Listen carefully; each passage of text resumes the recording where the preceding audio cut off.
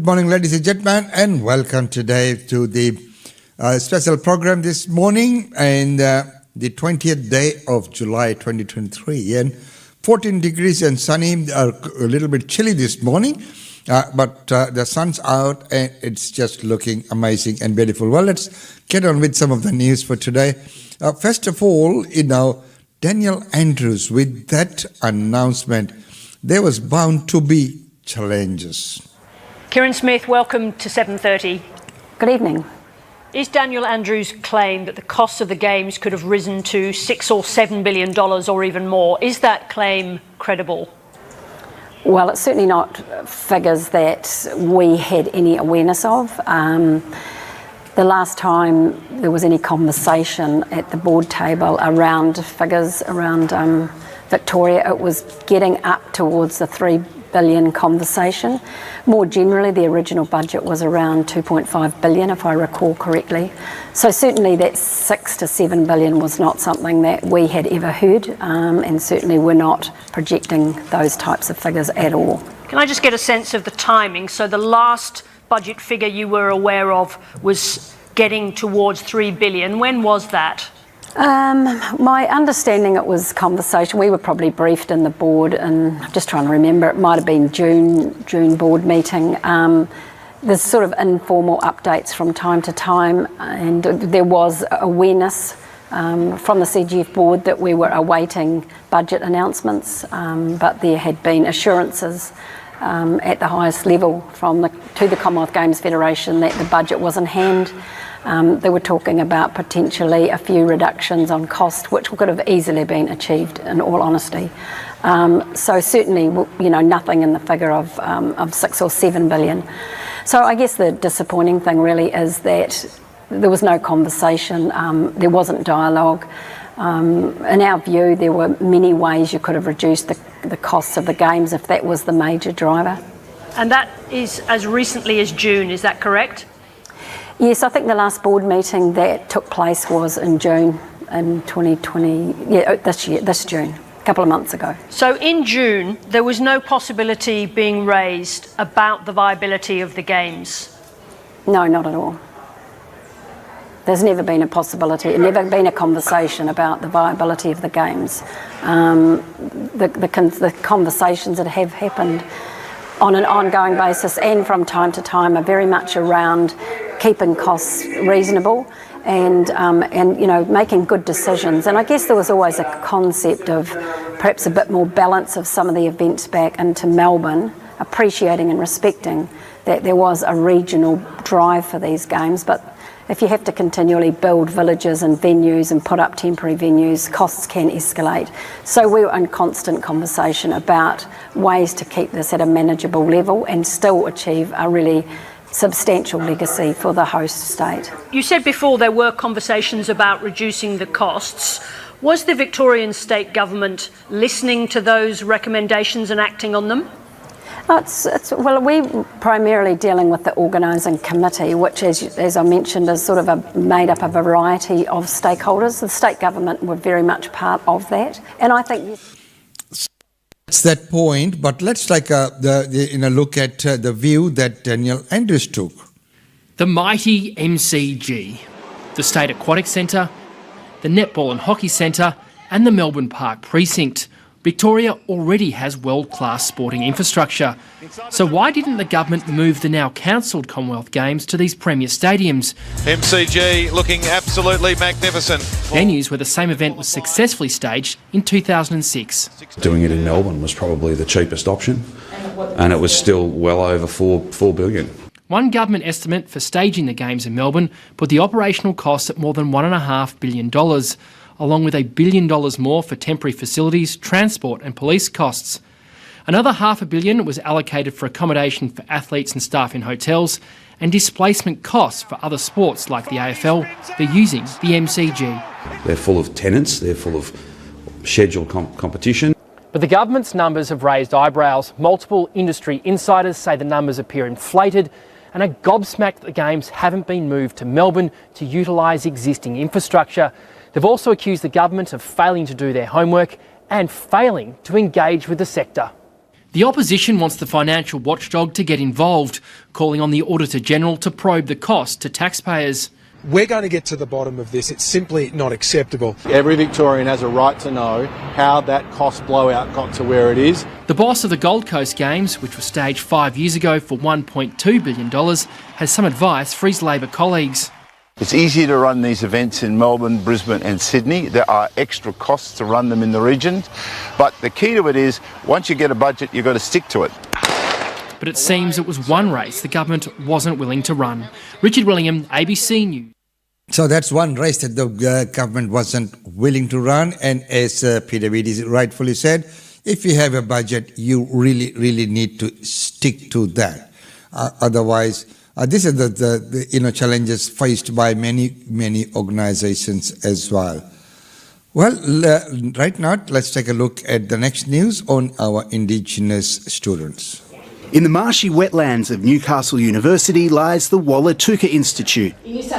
For 40 years, its cultural support ensured the uni has the highest number of Indigenous graduates in the country. It's a long-term commitment that takes action, not just, a nice philosophy or pretty branding. Introduction to Aboriginal. Bundjalung Warramai woman and Associate Professor Kath Butler's advice will resonate sector-wide as it battles to lift Indigenous student rates, sitting around 1% at Australia's richest schools. That's well below population parity. If you've been excluded for over 100 years, you can't expect to fix that quickly. Kaisha Faulkner graduated last week. She credits the institution's support for her achievement and hopes to see it available nationwide. I think they need to have a better understanding of our culture. That was front of mind at the Press Club today. If you're a young Indigenous bloke today, you're more likely to go to jail than to university. The Minister announcing the government accepted all of its expert panel's immediate recommendations, including that it will guarantee all Indigenous students a Commonwealth-supported place, increase support services for regional and outer suburban students, and remove a rule that means students lose government funding if they fail half their subjects. I don't want us to forever be a country where your chances in life hinge on who your parents are, where you live, or the colour of your skin. The government is focusing far too much on driving university places rather than focusing on student outcomes. Among 70 other policy ideas, the review recommended giving universities more certainty over research funding and reviewing HECS indexation. But those decisions won't be made until the end of the year. With that, let's go to the Education Minister and see what she has to say. Hi, Minister. Claudia Long from the ABC.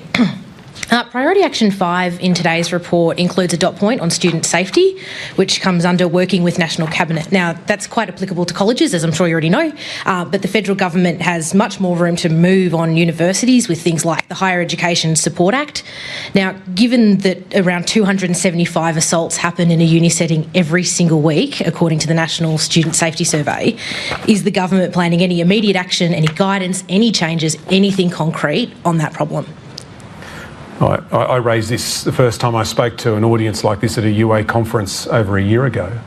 The work that Kate Jenkins did, Kate didn't just provide advice about how to fix what was happening on the Hill, it was about what was going on in our universities. Something like 16% of people who answered that survey said they'd been sexually harassed on campus. 4.5% said that they had been assaulted. Some universities do a better job at reporting what's happening than others. And what Professor O'Kane has said in this report is that this now needs to be elevated to the work that ministers do, working together. Now, the fact is, apart from ANU, every other university is regulated under an Act of Parliament by a state or territory. And if we're going to make real and meaningful change, raise the bar, lift the standards of what universities are expected to do when it comes to paying their staff properly, or whether it's the safety of students and staff in our universities, or the composition of their boards and councils, then this is work that should be done by ministers, including myself, working with universities on it. So it starts today with me sending a letter to all education ministers across the country about the need to start work on this. That letter goes off today. I expect that this will be on the agenda of the next Education Ministers meeting when we meet very soon. Respectfully though, Minister, sorry Julie, you can act in some ways on this without National Cabinet, and I get that you want to work with them to, make this better, but, given that this week 275, next week 550, the week after 825, that number climbs very quickly. Is this something that the federal government is willing to use all of the powers that you have at your disposal without National Cabinet to act on before those numbers get even bigger? I guess what I'd say is don't underestimate the seriousness with which I take this, or my willingness to act. But the recommendation here is that this is the way to do it, and I want to implement that recommendation.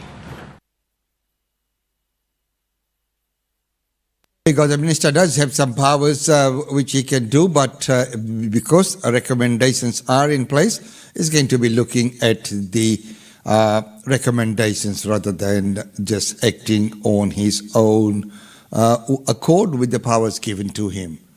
Well, gas versus induction, the chief's battle to settle this dispute. Let's take a look at that. Gas or induction? It's the kitchen question. Chef Dylan Vickers is passionate about cooking with gas.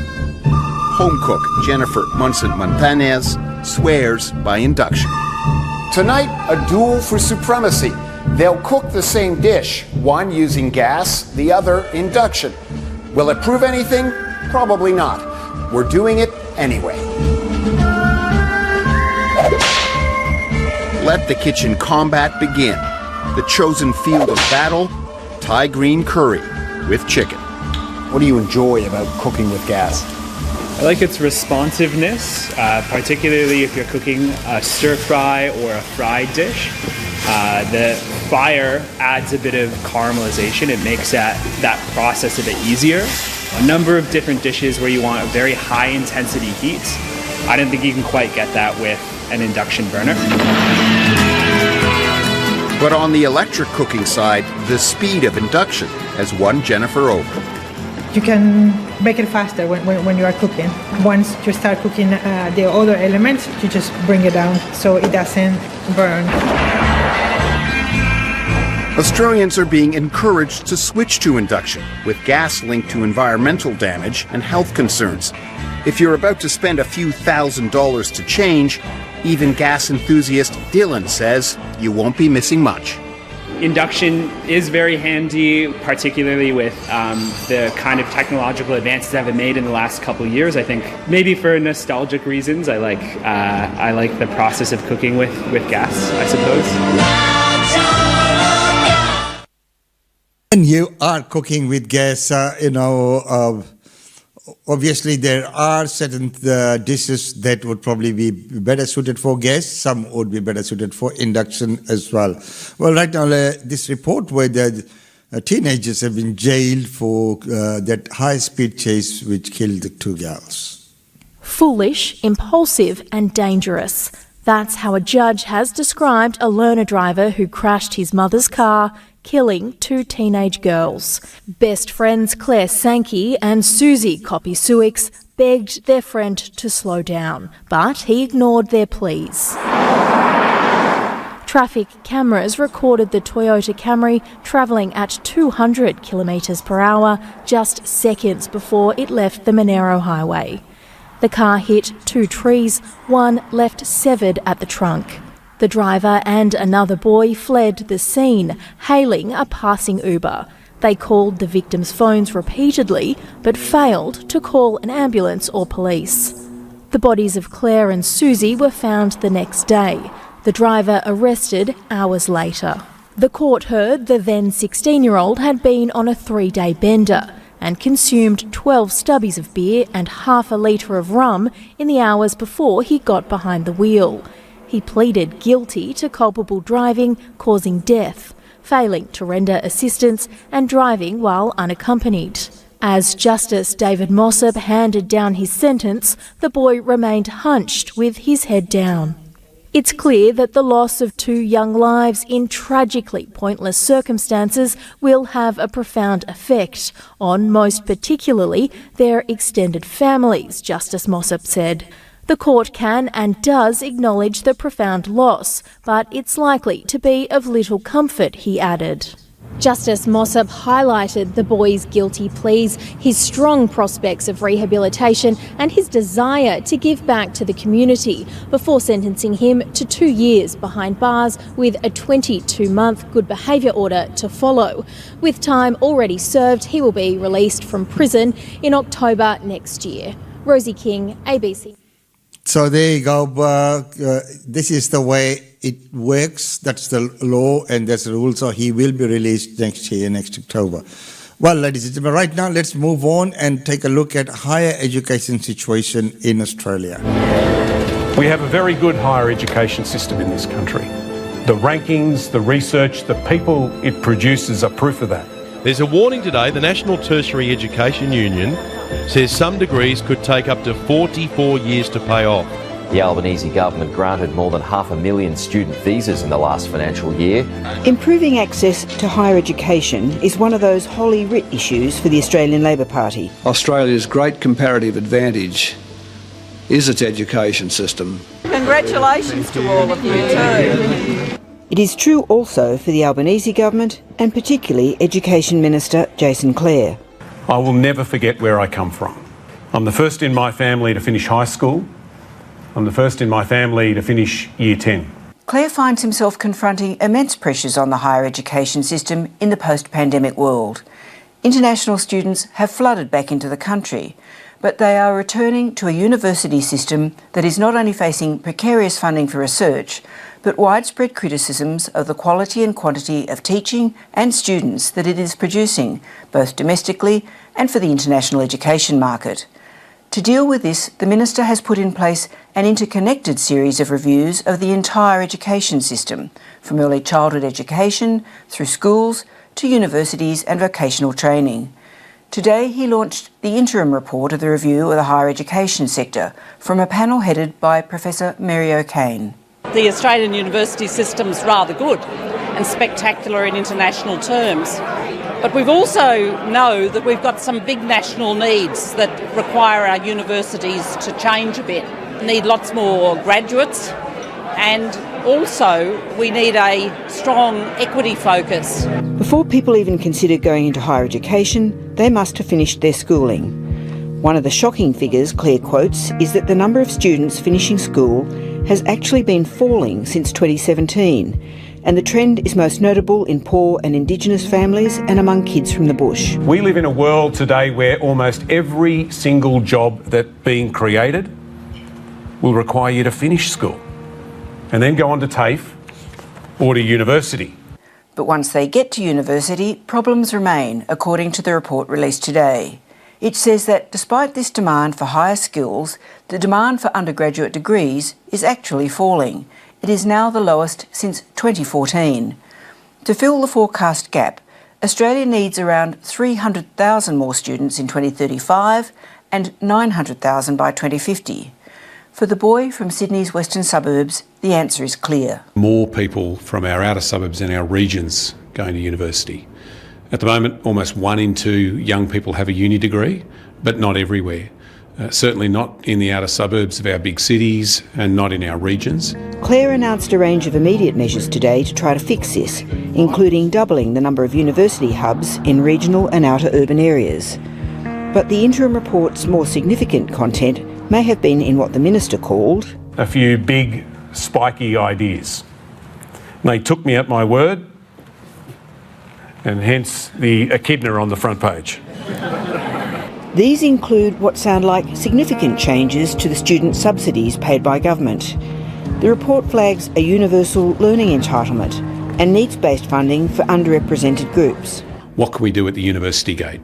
What can we do with funding to create extra supports for students from disadvantaged backgrounds to get into uni and to stay at uni and complete their degree? It also recognises the costs for many students of doing on-the-job training. A lot of nursing students have told me that basically they experience placement poverty, that they have to give up their part-time job in order to do the work that they need to do at the hospital to gain their qualifications. Claire wants to have a debate about all these student funding issues, and there are also certainly plenty of other spiky ideas about the way universities manage their affairs and about how they fund themselves, which are likely to raise hackles. For example, the review floats a possible levy on international students to help fund research. But international students, according to the report, should not just be regarded as an industry and source of funding, and their experience as students needs to be improved. We need to think of international students very much part of our foreign policy arrangements. It's a tremendous asset for Australia to do it. What this report says is that we need to think about ways to put the funding of research on a more stable and predictable basis. We're about 1.8% of GDP. OECD average is more than 2.4. In fact, I think it's 2.6. We don't want to be average in anything. We certainly can't afford to be average. It is very challenging because our universities are so good and they carry such an amount of weight in the research area where, against international norms, maybe our industry is not doing as much R&D percentage-wise, but our universities are picking up the slack. The report... So there you are. Our universities are up there, and how do we, do that, bridge that gap between the finances? Is it okay to levy international students? Well, ladies and gentlemen, that's about all we have time for you in this segment. Let's go to the functions and events.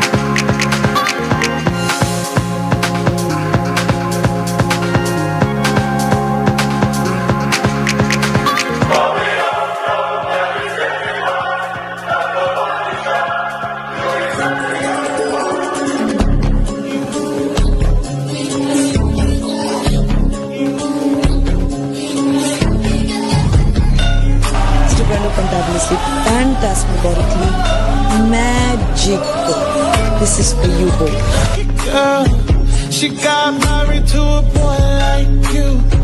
She'd kick you out if she ever knew about all the you tell me that you do.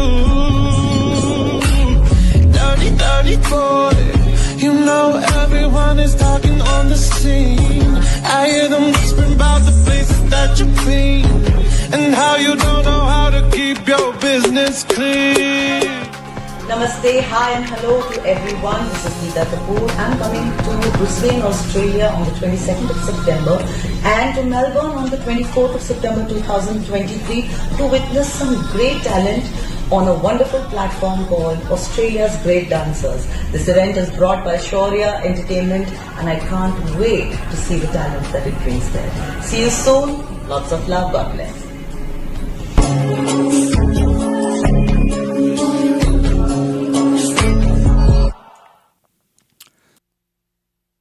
So, ladies and gentlemen, once again, thank you so much for joining in the show today. I hope you've enjoyed the show. Hey, look, if there's any feedback, please do send us a message via the comment section or direct to the messenger, or you could call up our office or email, whichever means that you would prefer. Do send us the message, and we'd like to incorporate that. Look, hey, if you have an event that you'd like to talk about, or if there's any any topic that you'd like to talk about, we'd love to have you on the show. We can get you right here in the studio, or you could join via our video link as well. Well, until tomorrow, it's goodbye from me. As I said before, it's just been so wonderful having your company. Take care. Look after yourself.